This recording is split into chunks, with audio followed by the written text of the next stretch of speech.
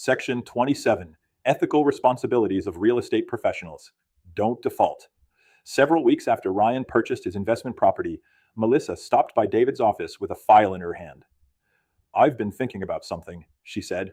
"We've spent this entire course talking about protecting homeowners, buyers, lenders, and understanding the legal process." David nodded. "That's right." Melissa continued, "But what protects the realtor?" David smiled. "Your ethics." He motioned for Melissa to sit down. "The legal side of a transaction tells us what we must do. The ethical side tells us how we should do it." Just then, another agent walked into David's office. "I have a short sale listing," the agent said. "The seller wants me to leave some financial information out of the hardship package because he thinks it will increase the chances of approval." David looked at both agents. "That's exactly why ethics matter." He explained that every short sale places the real estate professional in a unique position of trust. The homeowner is depending on the agent for guidance during one of the most stressful financial events of their life, while the lender is relying on the information submitted by the agent to evaluate whether approving the short sale is appropriate. Realtors must balance these responsibilities while maintaining honesty, transparency, and professionalism throughout the transaction. Melissa asked, "So even though we represent the seller, we still have responsibilities to the lender?" "Absolutely," David replied. "Representing your client never means misleading another party." He explained that realtors have a fiduciary duty to their clients while also having a legal and ethical obligation to ensure that material information presented during a short sale is truthful and complete. Hardship letters, financial documentation, property information, lien information, and other documents submitted to the lender should accurately reflect the homeowner's situation. Realtors should never exaggerate hardship, conceal assets, or omit information simply because they believe it might improve the chances of lender approval. Melissa nodded. "So honesty isn't just good ethics. It's also good business." David smiled. "And good risk management." He explained that realtors should ensure the lender understands all material facts affecting the transaction.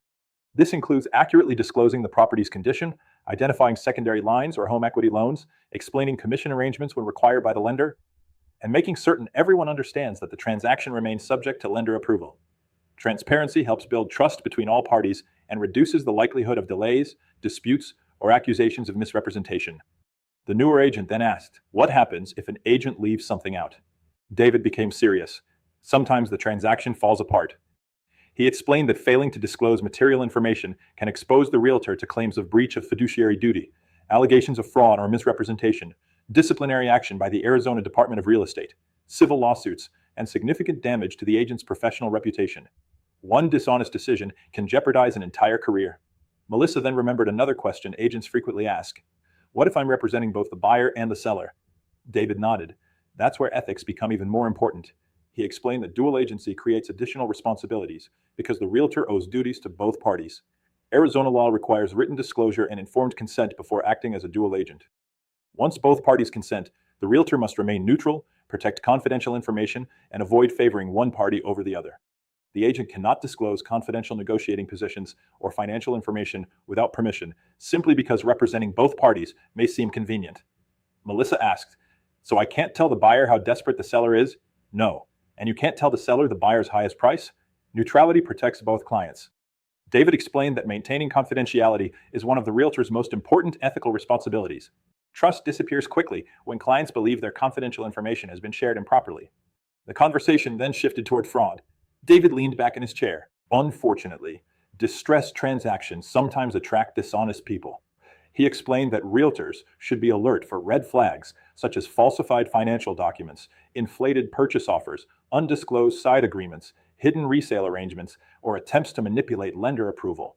These schemes may appear harmless to inexperienced agents, but they often constitute mortgage fraud and expose everyone involved to serious legal consequences. Realtors should refuse to participate in any transaction involving false information or deceptive practices. Melissa nodded.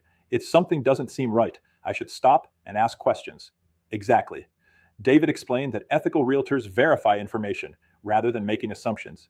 They educate clients about the importance of truthful documentation, encourage honesty throughout the transaction, and seek guidance from their broker or legal counsel whenever questions arise.